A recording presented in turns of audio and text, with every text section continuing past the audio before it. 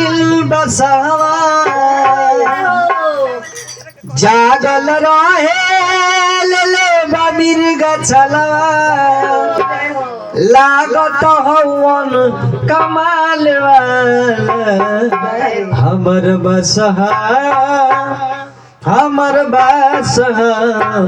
हमर बसहा सुनाए सखिया हवन बड़ा दिलदार औरत नजरिया हो आइल बसवा नजरिया हो आइल बसवा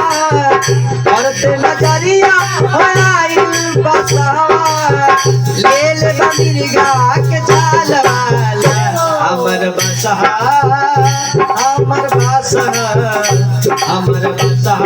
सुनाए सखिया और बड़ा दिलदार वाला हमर बसहा सुनाए सखिया और दिलदार वाला हमर बसहा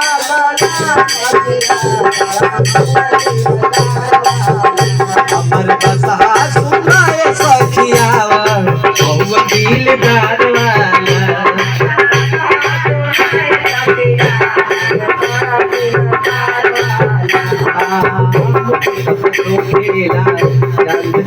अब भूल जाने के ही है करनमा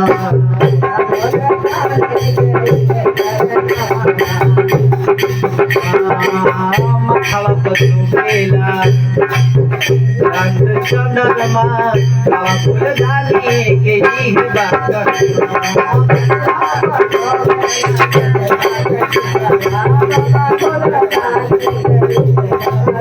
लागे उमरिया बाबा में बीत जाई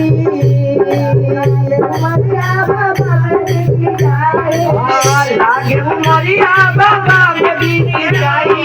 लागे उमरिया बाबा में बीत जाई बाला मोहम्मद दयाल वाला हमर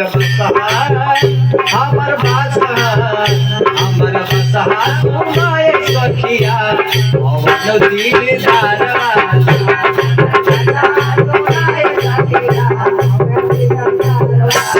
हमर बसहा सुनाए सखिया और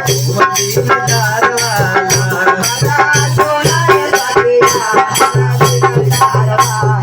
हमर बसहा सुनाए सखिया और दिलदार वाला